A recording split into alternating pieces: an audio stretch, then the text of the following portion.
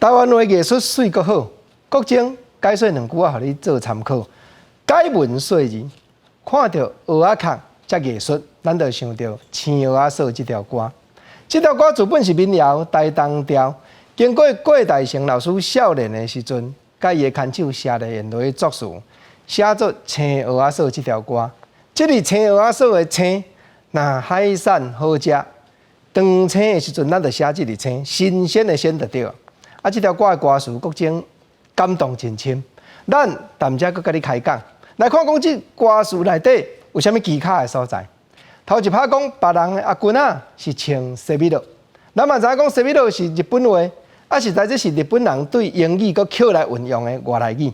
第二句讲阮的阿君啊是卖青蚵，搁来讲人叫阮是青蚵仔嫂，要食青蚵仔是免惊无。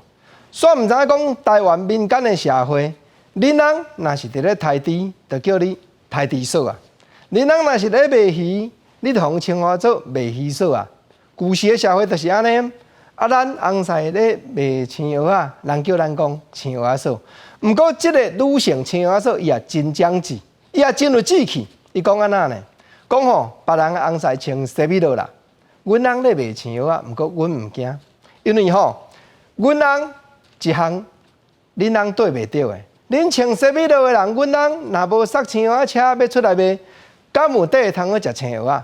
过来第二趴讲，别人的阿君是烟豆仔送，阮的阿君是目睭炭汤，生做水歹是免怨叹，人讲歹翁是食袂空。观众朋友，这两趴歌词你听国情啊，综合甲你比较一下。头一趴咧讲啥？咧讲吼，阮翁若无塞青蚵仔出来卖，恁翁无通食。阮嘛阁中你一项咧，这台湾人的精神，在国情啊看起来，这叫做知足。搁第二趴。阮的翁婿虽然无像恁烟豆仔送，啊，毋过阮翁目睭炭汤，歹水啊歹水。人讲歹翁食袂空，既然都已经嫁到即个翁啊，嫁家嘛是都要对家陪，嫁狗嘛是都要对狗走，这叫做人分。知足头一趴，第二趴讲人分，啊，第三趴的歌词咧真简单哦。第三趴的歌词讲别人阿君啊是住西洋楼。